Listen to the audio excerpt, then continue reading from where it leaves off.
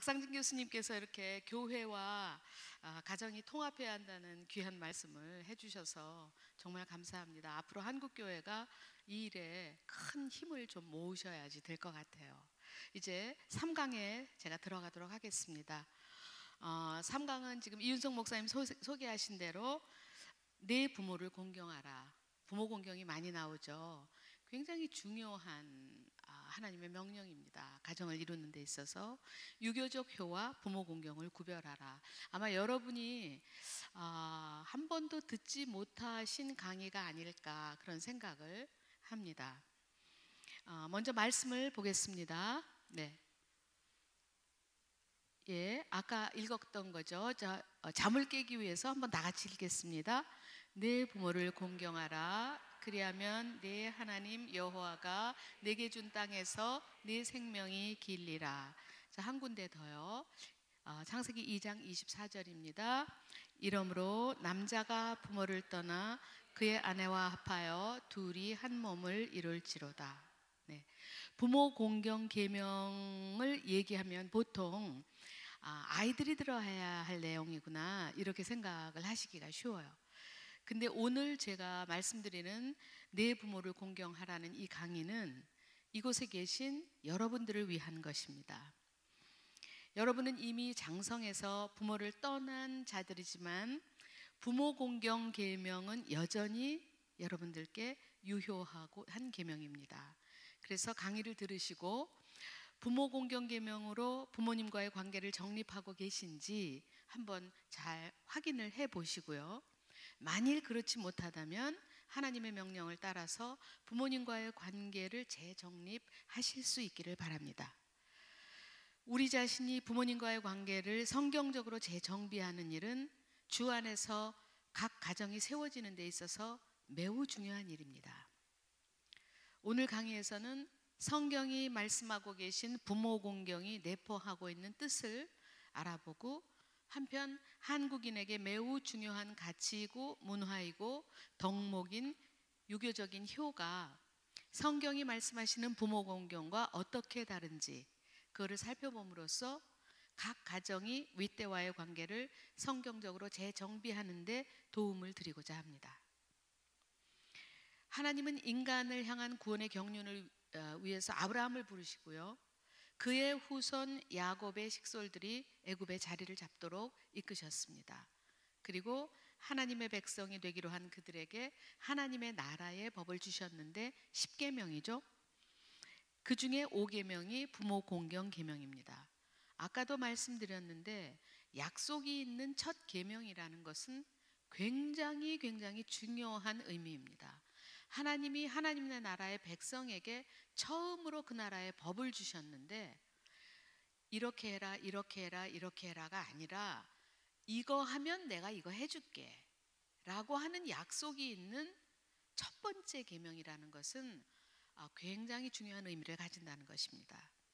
그래서 내 부모를 공경하라. 그리하면 내 하나님 여호와가 내게 준 땅에서 내 생명이 길리라가 출애굽기 12장의 말씀 20장 12절의 말씀이죠. 그래서 부모 공경의 계명은 하나님과 사람을 잇는 핵심 계명이고요. 그러므로 이미 성인이 다 되어서 부모님을 떠난 우리들도 가정을 이루고 부모된 우리들이라 하여도 이 계명 앞에서 자신을 비추어 보는 것은 더없이 중요한 일입니다. 왜냐하면 뿌리를 다시 정비하는 일이에요. 신약 마태복음 1장과 누가복음 3장에는 그리스도의 계보가 나타나 있습니다.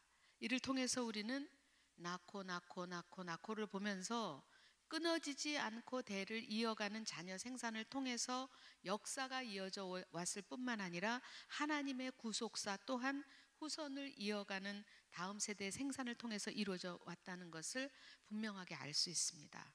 이렇게 인간 역사를 통해 구속사를 이끄시는 하나님은 자녀가 자기를 낳은 부모에게 공경하며 부모의 가르침을 주 안에서 순종하기를 명령하셨어요.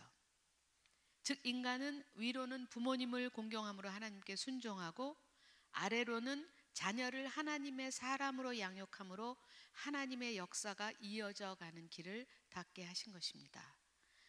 여기서 우리는 우리들 안에 자연스럽게 내재되어 있는 부모 공경에 대한 개념을 한번 살펴볼 필요가 있습니다.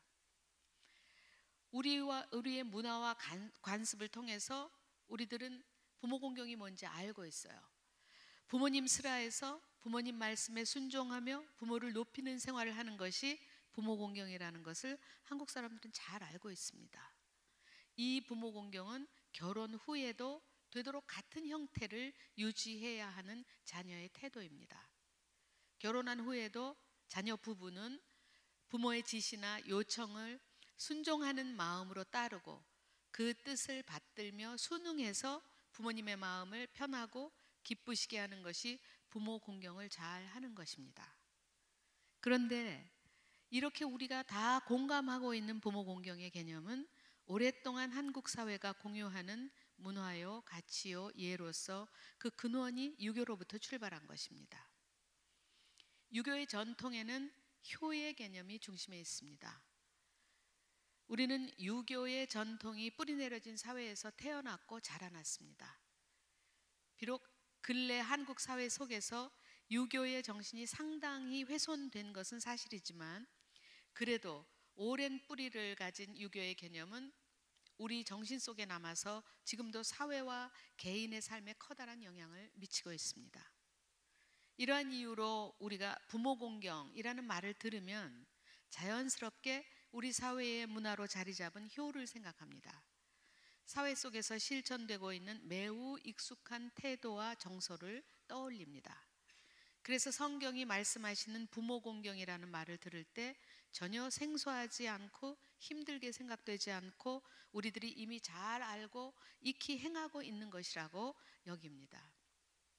그러나 유교의 효와 성경의 부모 공경은 사실 유사한 듯하지만 분명하게 다른 점들을 가지고 있습니다. 오늘 강의에서는 유교의 효와 성경이 말씀하시는 부모 공경이 어떻게 다른지 조금 구체적으로 설명을 드림으로써 우리가 부모님께 행하는 자식으로서의 도리 중에 어떤 생각, 어떤 태도는 어디에서 기인한 것인지 살펴보는 기회를 갖고 하나님께서 말씀하신 부모 공경에 관한 지식을 확고히 할 수 있기를 바랍니다. 유교에 대한 지식은 우리들이 늘 접하던 것이 아니어서 내용을 들으실 때 조금 복잡하게 느끼실 수 있습니다. 강의를 준비하면서 제가 이 자료 저 자료를 뒤졌는데 여러분들이 이해하기 쉽도록 최대한 핵심적인 내용만 간략히 정리를 했습니다. 조금 복잡하더라도 잘 따라와 주시기 바랍니다. 유교의 사상은 하늘을 본받는 것을 표준으로 하고 있습니다. 표준이 하늘을 본받는 것이고 천인합일, 하늘과 사람이 하나가 되는 것이 그 목표입니다. 하늘을 본받는 것은 예를 지킴으로써 하고 천인합일은 인을 행하는 것으로 합니다. 인자한 것을. 그런데 이 둘이 효의 관념 안에서 통합됩니다. 그러므로 효는 유교 윤리의 중심이 됩니다. 이러한 이론적 틀과 윤리관을 가진 유교가 말하는 효의 특징 중에 하나는 부모를 하늘과 같이 생각하는 것입니다. 이를 부모 배천이라고 합니다. 자, 부모 배천이라는 한자가 나왔는데 여기에서의 이 배는 나눌 배, 짝배 그런 뜻으로 나누다, 짝짓다, 짝지어주다, 견주다, 걸맞다 라는 뜻을 가지고 있습니다. 하늘을 공경하고 하늘을 본받는 것을 바탕으로 하는 유교의 사상에서 만일 부모가 하늘을 대신할 수 있다면 인간은 마땅히 부모 섬기기를 하늘을 섬기는 것 같이 해야 한다는 것입니다. 부모가 하늘과 같다는 사상은 제사 예식에서 처음 나타나는데 유교의 경전 중에 하나인 시경에 나타난 이야기에는 황제가 하늘에 제사를 드립니다. 하늘에 제사를 드린다는 건 뭐죠? 초월적이고 신적인 대상, 하늘을 그렇게 보는 거죠. 그런 대상을 향한 제사를 지내는데 그때 돌아가신 부모를 함께 배향한다. 그런 기사가 처음 나옵니다. 이 배향이라는 게 무슨 뜻이냐면 공로가 있는 신하의 위패를 종묘, 즉 왕과 왕비의 위패를 모신 왕실의 사당에 모시는 것을 말합니다. 그러니까 신하의 위패는 종묘에 들어갈 수 없어요. 거기는 왕과 왕비의 위패를 모시는 곳이에요. 그런데 국가를 위해서 공을 많이 세운 그런 신하는 종묘에다가 그 위패를 모시는 것. 그러니까 왕족에 견주어서 그렇게 대우하는 것. 그것이 배향하는 것입니다. 그러므로 하늘의 제사를 하면서 부모님을 배향한다는 것은 부모님을 하늘과 같은 반열에 놓는다. 그런 뜻입니다.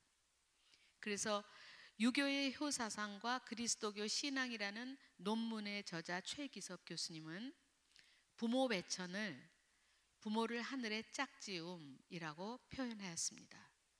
즉 유교의 효는 하늘에 짝지워진 하늘과 같이 여겨지는 부모께 행하는 것입니다. 유교의 효의 또 다른 특징의 하나는 부모와 자식의 몸을 한 몸으로 여기는 것입니다. 효사상의 또 하나의 근거는 자녀가 부모에 남겨진 유체라는 것입니다. 유교 사회에서 부모가 자식에게 베풀어준 가장 큰 은혜 중에 하나는 그에게 생명을 주었다는 것입니다. 그래서 효경의 첫머리에는 내 몸의 털 하나, 피부 한 점 모두 부모에게서 받은 것이니 감히 훼손하지 않는 것이 효의 시작이다 라고 적혀 있습니다. 또 예기의 제의 장에는 몸이라는 것은 부모가 남겨준 것이다. 부모의 몸을 지니고 살아가면서 어찌 불경스러운 일을 할 수 있겠는가 라는 기록이 있습니다.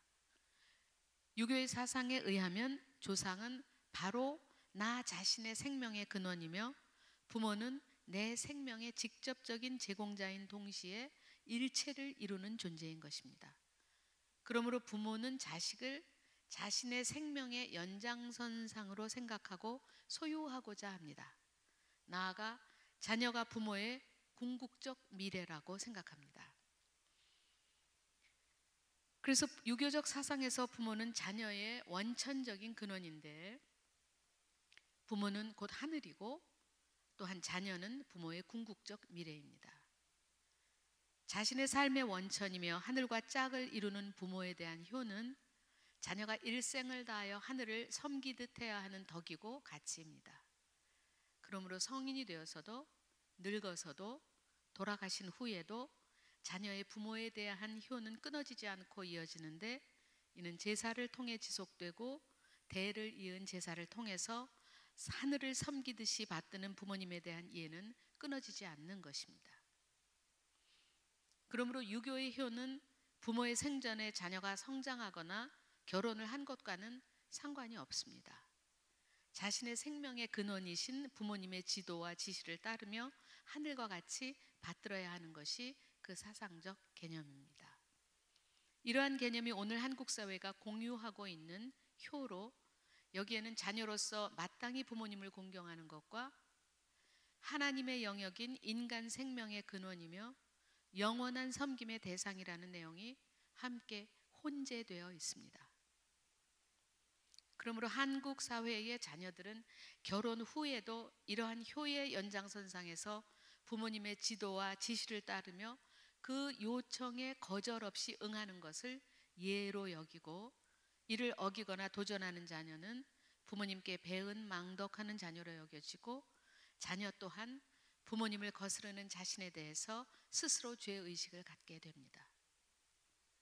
한 개체로서 개인의 권리와 다양성 그리고 인권의 극대화를 추구하는 오늘날에도 이와 같은 유교적 정서는 여전히 우리 사회 안에 공감대로 자리 잡고 있습니다.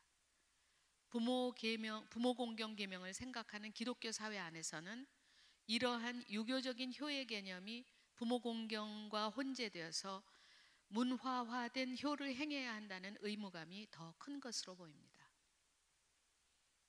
한편 부모와 자녀의 몸을 하나로 여기는 유교적인 특징이 자녀는 부모의 궁극적인 미래로 여기는 시각을 부여했기 때문에 유교의 뿌리를 둔 우리 사회에서는 장성한 자녀, 결혼한 자녀, 늙어가는 자녀라 할지라도 여러분들도 그러실 것인데요. 부모님들은 자녀를 돌봐주고 힘이 되어주려고 하는 일반적인 경향과 자녀를 위한 헌신을 마다하지 않는 모습을 쉽게 보게 됩니다. 자녀 또한 장성하고 결혼한 후에도 부모님의 이러한 배려와 도우심을 당연한 것으로 여기고 누리며 살아가는 경우가 한국 사회 안에서는 보편적입니다. 그러면 이제 지금까지 말씀드린 유교의 특징적인 면에 대한 성경의 말씀을 살펴보겠습니다. 첫 번째로 누가복음 3장에 나오는 예수 그리스도의 계보는 마태복음 1장과는 달리 아래에서 위로 올라갑니다. 마리아의 남편 요셉으로부터 시작된 계보는 아브라함을 지나 거꾸로 올라가는데 3장 23절에서 시작되는 예수 그리스도의 계보는 누가복음 3장 23절 예수께서 가르치심을 시작하실 때에 30세쯤 되시니라. 사람들이 아는 대로는 요셉의 아들이니 요셉의 위는 헬리오라고 시작이 됩니다. 이렇게 시작된 계보는 그 위는 하며 이어지다가 3장 38절에 마지막에 그 위는 에노스요 그 위는 아담이요 그 위는 하나님이시니라 라고 끝을 맺습니다. 즉 우리들의 조상의 시작이 하나님이심을 분명하게 말씀하시는 것입니다. 두 번째로 시편 139편 13절에서 14절까지 해서 기자는 주께서 내 내장을 지으시며 나의 모태에서 나를 만드셨나이다. 내가 주께 감사하옴은 나를 지으심이 심히 기묘하심이라. 주께서 하시는 일이 기이함을 내 영혼이 잘 아나이다 라고 고백합니다. 나를 지은 분, 오늘 내가 있게 하신 원인자가 하나님이시라는 것이며 시편 기자는 하나님이 나를 지으심이 심히 기묘한 것을 내 영혼이 잘 안다고 했습니다. 즉 한 사람의 인간이 태어나는 것은 하나님의 면밀한 계획 아래서 그분의 세심한 역사를 통해 이루어지는 것임을 말씀하고 있는 것입니다. 한 인간의 출생에 대해서 유대인들은 이렇게 생각합니다. 새로운 생명이 탄생하기 위해서는 세 개의 기둥이 반드시 필요한데 바로 하나님과 두 명의 부모라고 말합니다.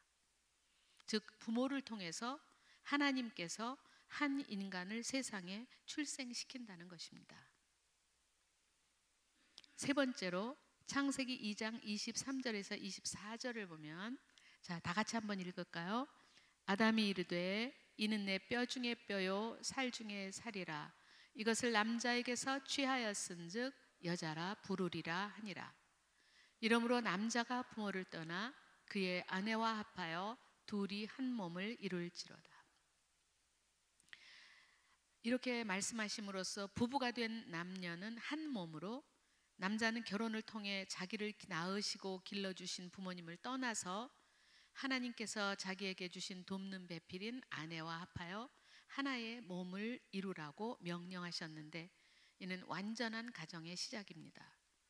부모님으로부터 독립해서 결혼한 자녀의 가정은 하나님이 친히 다스리시는 가정입니다. 그래서 부모님의 가정과 동일한 권위를 갖습니다. 이 땅 위에 또 하나의 가정이 되는 것입니다. 종적인 관계가 아니라 횡적인 관계입니다. 지금까지의 비교를 통해서 우리가 알 수 있는 것은 첫 번째로 유교에서는 부모님이 곧 하늘로서 영원히 섬겨야 할 대상인 반면에 성경은 모든 것의 시작이신 창조주 하나님이 우리의 변치 않는 섬김을 영원히 받으실 분임을 말해줍니다. 두 번째로 유교에서는 부모님을 자식의 몸과 생명을 준 원천자로 인식하는 반면에 성경은 하나님께서 부모를 통해 자녀라는 생명체를 친히 지으셔서 출생시킨다는 것을 말합니다. 또한 유교에서는 자녀에게 생명을 준 원천자가 부모일 뿐만 아니라 자녀가 부모님이 물려준 육체 안에 머물므로 부모의 생명과 자녀의 생명이 하나로 연결되어 있음을 말하고 있지만 성경은 우리에게 생명을 주신 하나님이 한 사람 한 사람을 유일한 존재로 만드셨음을 말합니다. 세 번째로 유교에서는 부모님은 하늘이고 부모님은 오늘 내가 있게 하신 생명과 육체의 근원이시므로 부모님의 권위에 복종하고 따르는 것은 일생 동안 지속해야 마땅하고 옳은 일입니다. 그러므로 부모님이 생존하시는 동안에는 결혼한 자녀와 그들의 자녀까지 후손들은 가장 윗어른의 지도와 가르침과 통제 안에 머물러야 합니다. 종적인 상하 개념으로 구축된 가족 체계 안에 머무르는 것입니다. 그러나 성경은 남자가 장성하면 부모를 떠나서 하나님께서 자기의 인생에 돕는 배필로 주신 아내와 연합하여 한 몸을 이루는 것으로 또 하나의 가정이 탄생함을 말씀했습니다. 그러므로 성경적인 가족관은 자녀가 장성하여 부모를 떠나 하나의 가정을 이루면 그 가정은 하나님이 친히 다스리시는 또 하나의 가정으로 아까 말씀드린 대로 부모님의 가정과 동일한 권위를 갖는다고 했습니다. 아들의 가장으로서의 권위는 아버지가 가장으로서 갖는 권위와 동등합니다. 이것이 성경적으로 대를 이어가는 가정의 체계입니다. 그러므로 결혼한 자녀는 더 이상 부모님의 지도와 통제 아래 있지 않고 오직 하나님의 다스림 아래 있으며 그 가정의 모든 결정은 아버님이, 어머님이 하는 것이 아니라 부부가 마음을 합하여 결정한 것에 의존합니다. 또한 장성한 후에는 부모님의 배려와 도우심을 당연한 것으로 여겨서는 안 됩니다. 부모를 떠나 하나님이 친히 다스리시는 한 가정을 이룬 자녀는 부모님과 이전과는 다른 새로운 인격적인 관계를 맺고 자발적인 태도로 여전히 부모님을 공경해야 합니다. 이것이 성경적인 가족 질서 체계입니다. 자녀의 가정이 부모님의 가정과 같은 권위를 갖는 것에 대해서 제가 이스라엘에 가서 본 가정 얘기를 하나 들려드리겠습니다. 지난 1월에 지영은 목사님도 가셨고 저희 IFCJ 교육위원회에서 이스라엘을 방문했습니다.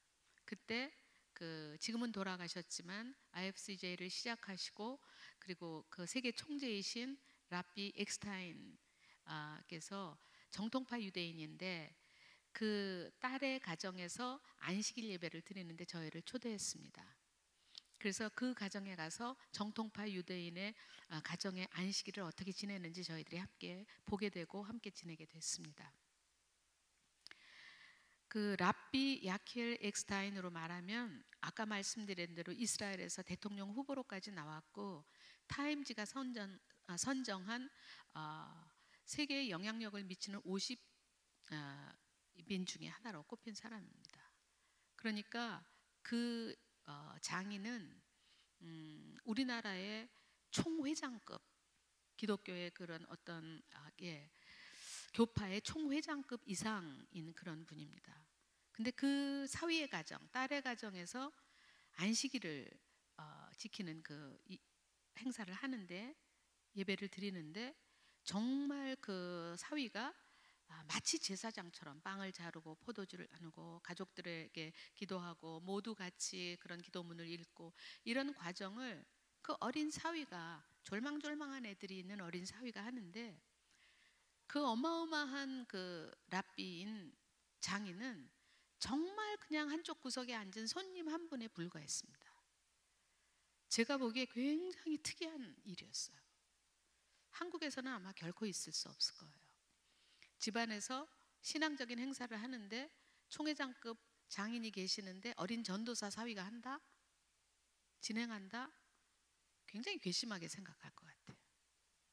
그런데 그 가정의 그 가정의 권위를 너무나 자연스럽게 사위도 그거를 가지고 그거를 행사하고 있고 장인도 그것을 너무나 자연스럽게 인정하는 것을 보면서 이것이 하나님께서 정하신 가정 맞구나 그런 생각을 하게 됐습니다.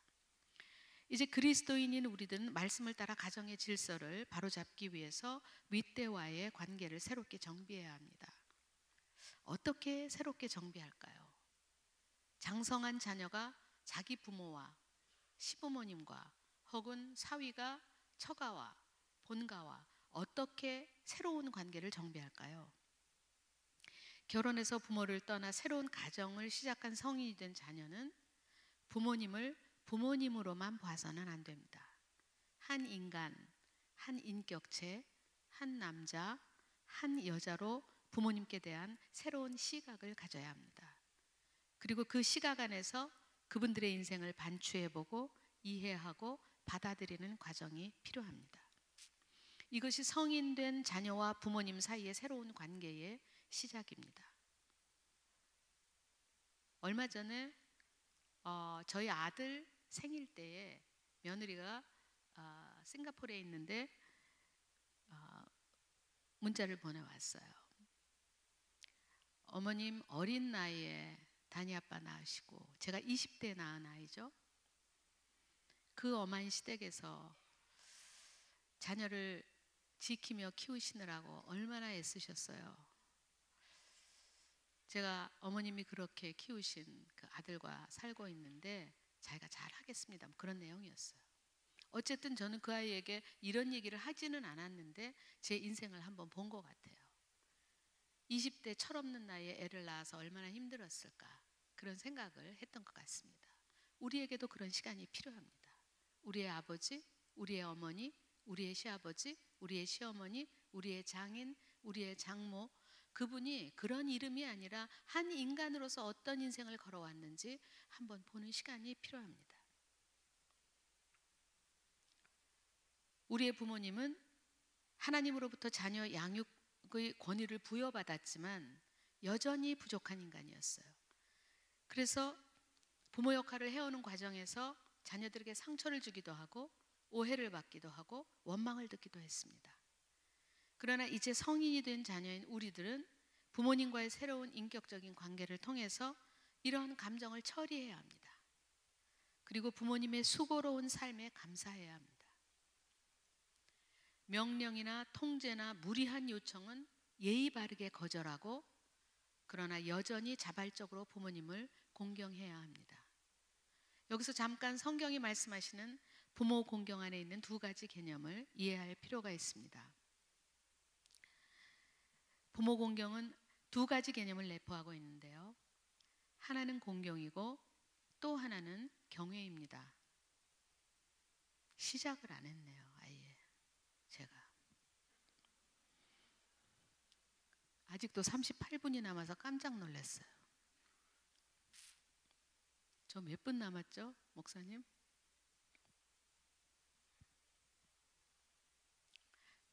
네, 괜찮을 것 같아요. 네, 두 가지 개념인데 하나는 공경이고 하나는 경외예요. 공경은 부모님의 인간적인 모습을 인정하는 태도인 반면에 경외는 자녀가 절대로 넘어설 수 없는 존재로서 하나님으로부터 권위를 부여받은 부모를 인정하는 것입니다.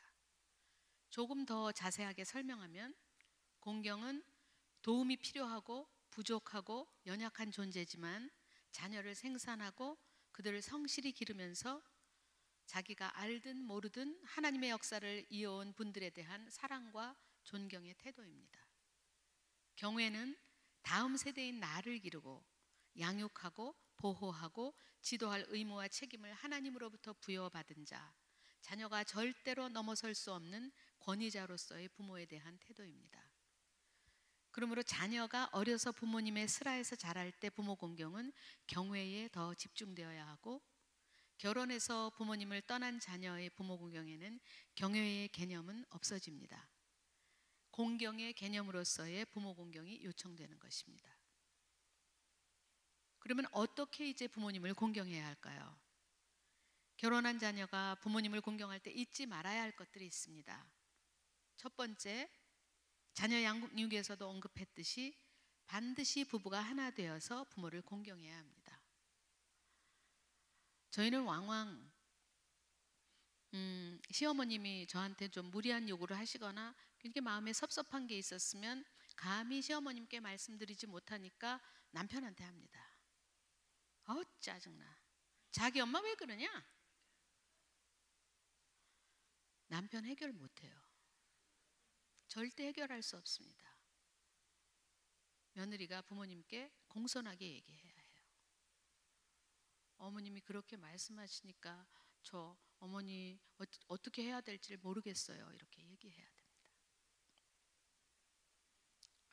그래서 부부가 자기 엄마, 뭐 너네 엄마 이래가지고 서로 이렇게 서로 갈라져서 그렇게 부모 공경을 하는 게 아니라 하나 되어서 부모 공경을 해야 합니다.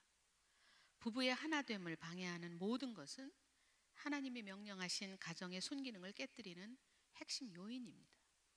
그래서 부모님에 대해서도 부부 피차 강요나 주장에 의해서 억지로 하는 것이 아니라 반드시 부부가 하나 되어서 공경해야 합니다. 혹 두 사람이 함께가 아니라 각자 자기 부모님들을 공경할 때라도 그 내용과 방법에 대해서 배우자의 충분한 이해와 동의와 심리적 지원이 있어야 하는 것입니다. 결혼한 자녀가 부모 공경을 할 때 잊지 말아야 할 두 번째는 반드시 자발적으로 공경해야 합니다.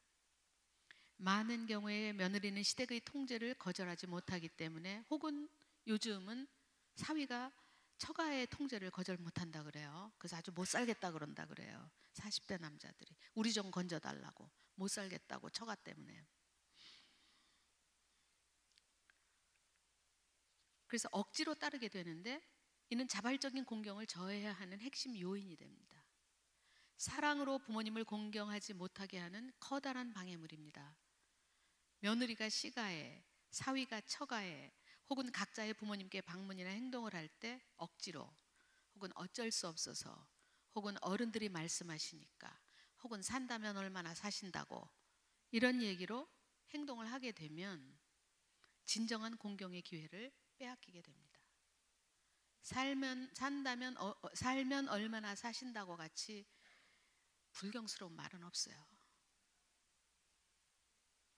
제가 정말 제 경험을 통해서 조금 더 자세하게 말씀드리고 싶은데 시간상 못합니다. 그래서 반드시 지시나 강요나 명령에 대해서는 겸손하고 예의 바르게 거절하는 용기가 필요합니다. 그래야 자발적인 공경을 할 수 있게 되고 자발적인 공경이 이루어질 때에야 비로소 부모님이라는 한 인격체와 자녀라는 인격체가 진정한 인격적 관계를 맺게 됩니다. 거절을 하고 그리고 다시 자발적인 공경을 자기가 아이디어를 내서 하는 거예요. 거절하면 보기 싫어서 안 하고 자발적이 아니라 네네네네네 하면은 자발적이 아니고 그냥 억지로 따라가고 그렇게 하는 것이 아니라 공손하게 거절하고 다시 사랑으로 공경하는 것입니다. 앞에서 말씀드린 유교의 특징 중에 세 번째로 기억해야 될 것이 뭐냐면 결혼 후에도 부모님이 베푸시는 지원이나 희생을 당연한 것으로 여기면 안 됩니다. 당연한 것으로 여기시죠? 엄마 김치 남았어? 이렇게 김치 담그는 거 얼마나 힘든데요. 왜 거저 갖다 먹어요? 여러분 나이 먹어서 장 보고 김치 담그는 그거 보통 힘든 거 아니에요. 그래서 당연한 것으로 여기면 안 됩니다.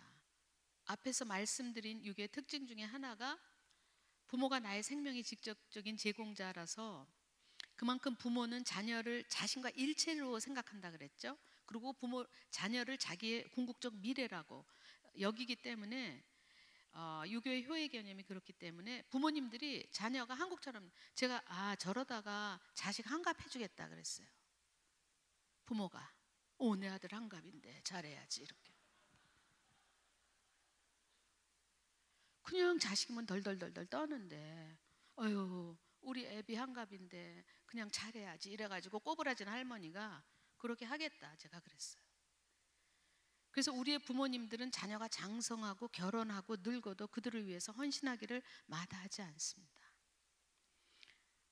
김치도 담궈주시고 반찬도 만들어주시고 자녀도 봐주시고 크거나 작은 경제적 지원을 해주고 싶어 하시는 그런 일과 같은 것입니다.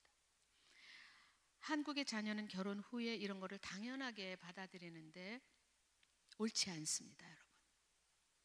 우리는 결혼한 자녀로서 부모를 떠난 사람들인데 받는 것을 당연히 여기면 안 됩니다. 통제를 거절하는 용기만큼 부모님의 작고 큰 사랑의 수고와 돌봄과 지원과 희생에 깊이 감사하는 용기와 변화가 필요합니다. 부모님의 지원이나 도움이 크고 작음을 떠나서 통제를 하는 성격이면 겸손히 거절하세요. 아, 엄마 아버지가 이 돈을 줘갖고 날 완전히 올가맬라 그러는구나. 그러면 거절하셔야 돼요. 사랑과 배려면 그 수고에 깊이 있게 생각하고 그것을 표현하며 감사해야 합니다. 결혼한 자녀가 기억해야 할 네 번째는 부부가 함께 인내로서 성경적 부모 공경의 윗대와의 관계를 정립해야 하는 것입니다. 우리 부모님들은 유교적 전통의 생관과 정서가 그 안에 꼭 배어 있으세요. 그래서 우리가 부모님의 지시나 요청을 굉장히 겸손하게 그 통제를 거절하면 배신감 때문에 화를 내시거나 내가 그냥 인생 헛살았지, 자식 다 믿을 거 못 돼, 이렇게 한탄하시거나 마음 상해하실 수가 있어요.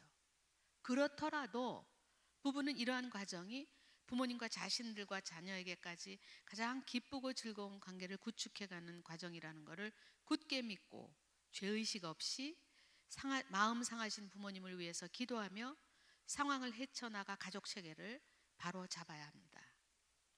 다른 한편으로는 끊어지지 않는 인격적이고 자발적인 태도로 부모님을 공경해야 합니다. 제가 처음 저희 어머님의 요청을 거절했던 때가 30대인 거, 40대 초반? 네, 그 정도 된 것 같아요. 30대 후반, 40대 초반. 저희 어머님이 조그만 이렇게 푸성기 심으시는 데가 있는데 어느 날 전화하셨어요. 얘 내일 알타리 뽑으러 가자 그러셨어요. 그래서 제가 네 어머니 가요 그랬어요.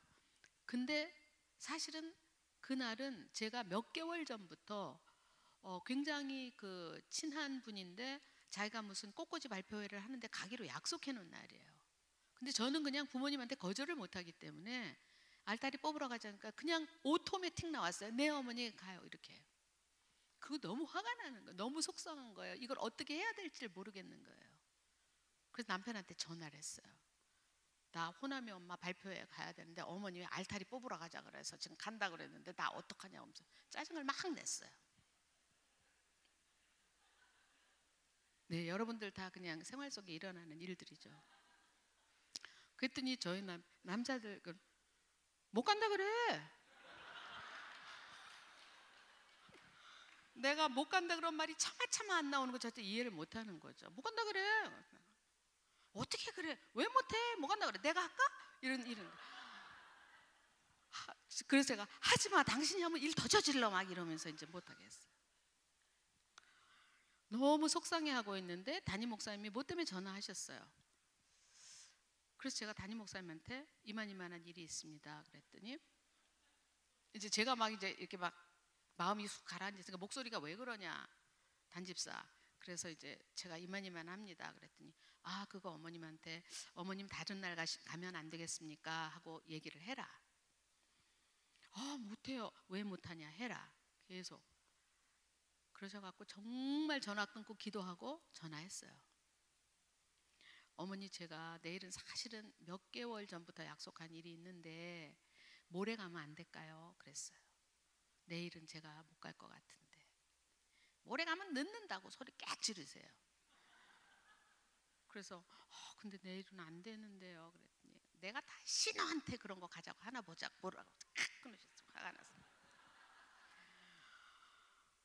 그러니까 한편으로는 시원한데 한편으로는 너무 무서운 거예요 또. 그리고 밤새 곰곰이 생각했어요. 내일 같이 가자고 해야지. 그리고 아침에 전화 드렸어요. 저희 어머니 뭐 이렇게 꾸미고 이런 거 좋아하세요. 어머니 저 오늘 그 엄마 꽃꽂이 가는 전시회 가는데 같이 가실래요? 아이 뭘 내가 가냐. 어머니 같이 가세요. 막 어머니 모시고 갔어요. 알타리는 안 뽑았어요. 그게 제가 첫 번째 거절이었어요. 너무너무 힘들었어요. 한 발 떼기가. 근데 이 중간 과정은 다 생략하고 저는 정말 시부모님과 너무너무 좋은 관계를 맺고 두 분 다 돌아가셨습니다. 그냥 어머님이 그냥 제 손 잡고 어린애처럼 노래 부르다 돌아가셨어요. 너무 좋은 시간을 가졌어요. 우리는 우리가 새로운 질서와 사랑의 관계를 함께 정립하는 노력을 끝이지 않아야 돼요, 여러분.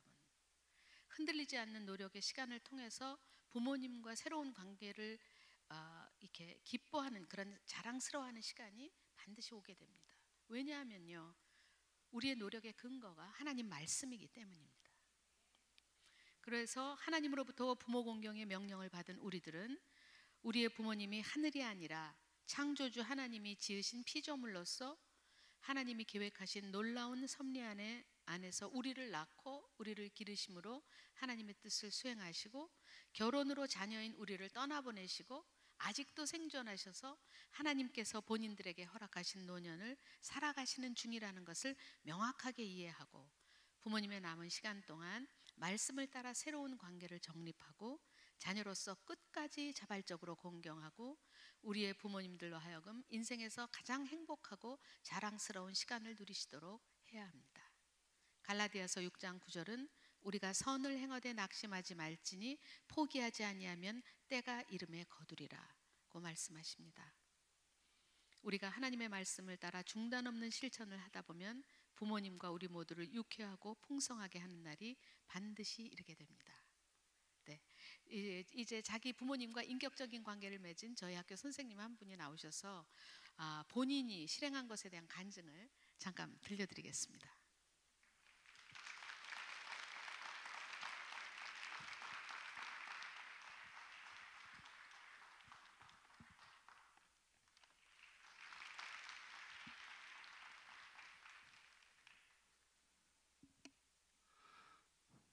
예, 안녕하십니까. 저는 독수리 기도학교의 교사로 14년째 근무하고 있는 임진강이라고 합니다. 이름이 참 특이하죠. 예. 우선 이렇게 큰 행사의 간증자로 서게 된 것을 되게 영광스럽게 생각합니다. 사실은 부모 세움 학교를 하면서 좋은 것들이 참 많지만 특히 과제가 되게 좋습니다. 그래서 저는 이제 과제 부분을 하면서 일어났던 부분들을 함께 나누려고 합니다. 잘 들어주시기 바랍니다. 저는 작년 1년 동안 교장 선생님과 함께 부모 세움학교의 스텝으로 함께 회의하고 진행하는 역할을 하게 되었습니다. 특별히 부모 공경 부분에 있어서 예전부터 교장 선생님께서 개인적으로 제가 살아온 가정의 역사들을 잘 알고 계셨기 때문에 많은 조언들을 해주셨습니다. 우선은 저와 아버지의 관계를 설명하자면 아버지는 제가 어릴 때부터 가정을 돌보시지 않은 분이셨습니다. 저를 포함해서 3명의 남매가 있는데요, 공통점이 있다면 모두 집에서 출산을 하였고 아버지 없이 어머니 혼자서 출산을 하였습니다. 그리고 아버지는 월급을 받으면 집에 가져오시지 않고 자신을 위해서 양복을 사거나 자신의 것들로 돈을 다 사용하시는 분이셨습니다. 그래서 저는 아버지를 굉장히 미워하고 용서하지 않는 마음을 갖고 있었습니다. 그렇지만 미워하면 닮는다는 말이 있잖아요. 그래서 그 말이 너무 무서워가지고 제가 계속 제 자신의 이제 아버지를 미워하지 않아 이렇게 제 자신을 세뇌하곤 했습니다. 이런 아버지를 용서하게 된 것은 제가 독수리 학교의 교사로 일하게 된 2006년도에 있었습니다. 기도를 하던 중에 아버지를 용서해야 된다는 마음을 하나님께서 주셨습니다. 그렇게 내 속 깊이 있었던 미움을 버리고 용서하면서 내 삶이 조금씩 변화되기 시작된 것입니다. 그리고 아내와도 관계가 굉장히 안 좋았는데 아내와도 좀 건강한 삶을 시작할 수 있는 그런 계기가 그때부터 시작이 되었습니다. 하지만 아버지를 용서했지만 아버지와 나의 관계는 많이 회복되지는 않았습니다. 약간 평행선을 달리고 있었습니다. 또한 누나와 동생, 어머니는 여전히 관계가 회복되지 않은 채로 시간을 보내고 있었습니다. 근데 그 이후로 아버지의 몸이 나빠지면서 아버지가 요양병원에 입원하게 되었습니다. 그런데 교장 선생님과 면담을 하면서 교장 선생님이 저와 아버지 관계를 보시면서 한번 아버지에게 편지를 써보면 좋겠다는 말씀을 해주셨습니다. 아버지가 좋은 아버지로서 인생을 사신 것은 아니지만 그래도 아버지로서 내가 감사한 부분들을 한번 생각해 보라고 이렇게 말씀을 해주셨습니다. 그런데 의외로 제가 아버지께 감사한 것들이 굉장히 많이 있었습니다. 특히 이제 외적인 부분에서 굉장히 키가 크고 얼굴도 굉장히 만족합니다. 저는 나름대로 만족하고 있고요. 그리고 굉장히 체력이 좋고 그리고 온화한 성품을 주셨습니다. 아버지도 굉장히 온화하신 분이신데 저도 그런 아버지의 성품을 받아서 굉장히 몸이 좋았고 또 아버지가 굉장히 이렇게 노는 걸 좋아하시는 분이셨는데 저도 노는 걸 좋아하거든요. 근데 아버지가 해마다 수영장에 데리고 가셨어요. 근데 그것이 또 굉장히 감사함으로 다가오더라고요. 그래서 그런 아버지께 감사한 부분들을 다시 제가 생각을 했고 또한 이제 저도 이제 가장이 되다 보니까 가장으로서 그 무게가 얼마나 무거운지를 알면서 아버지를 좀 더 이해하고 아버지께 그러한 내용들을 이제 글로써 표현했습니다. 그리고 또한 이제 뒷부분에는 이제 아버지에게 서운했던 거나 아쉬운 부분도 이제 편지에 썼고요. 그리고 특별히 이제 아버지께서 이제 너무나 그런 자기 위주로 살다 보니까 어머니가 아버지 몫까지 고생하면서 사셨던 그런 부분들을 이제 아버지께서 기억하시면 좋겠고 또한 좋은 남편으로 마지막까지 살아달라고 이런 내용으로 편지를 썼습니다. 그리고 그 다음에 병원을 방문했는데요. 아버지는 제 편지를 코팅해 두셨습니다. 코팅하셨어요. 코팅하셔가지고 아버지가 가장 잘 보이는 벽에 붙여 놓으셨어요. 전 깜짝 놀랐어요. 아버지께서 그런 분이 아니신데 그렇게 붙여 놓고 그리고 이제 늘 읽어보신다고 합니다. 그래서 그럼 늘 읽어보신다는 얘기를 이제 간호사님을 통해서 듣게 되었습니다. 그리고 또한 놀라운 일이 일어났는데요. 그건 뭐냐면 아버지가 작년에 고관절 수술을 하시고 나서 회복 중에 있으실 때 아버지가 처음으로 어머니에게 미안하다는 사과를 하셨습니다. 그리고 어머니께 고맙다는 말씀을 하셨습니다. 미안해. 그동안 내가 잘못했어. 당신이 있어서 우리 가족이 이렇게 잘 살고 있는 것 같아. 그 말을 듣고 어머니는 그 자리에서 펑펑 우셨습니다. 아버지는 어머니에게 지금까지 한 번도 미안하다는 말씀을 하신 적이 없는 분이셨습니다. 아버지의 사과를 받으신 어머니는 얼음처럼 차갑고 딱딱해진 마음이 녹아내린 것처럼 그동안 쌓였던 분노가 한순간에 사라졌다고 이렇게 말씀하셨습니다. 내 부모를 공경하라. 아버지에 대한 자식의 공경이 결국에는 가정의 상처를 치유하고 회복시키는 능력이 된다는 사실을 이번 일을 통해서 경험하게 되었습니다. 이번 일을 통해서 하나님의 법칙은 참으로 놀랍다는 생각을 했습니다.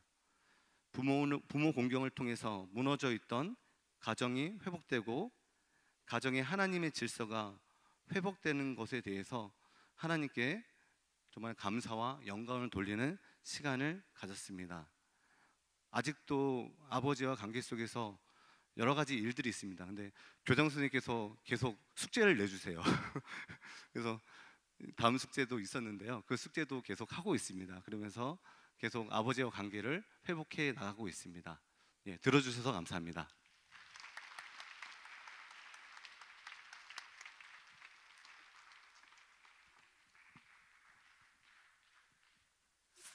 네, 다 나이가 들었지만 아버지의 일생을 쭉 한 남성으로서 보면서 철들은 아들이 결혼한 아들이 아버지를 이해해드리고 섭섭한 것도 말씀드리고 가정의 그런 이야기들을 다 할 때 저한테 여러 번 얘기하셨어요. 우리 아버지가 어머니한테 사과했다고. 그래서 어머니가 너무 많이 우시면서 한순간에 다 그게 풀어지더라고. 그런가 봐요. 진정한 사과는 한순간에 풀어지는가 봐요. 그래서 정말 아름다운 모습을 저희들이 보게 되었습니다.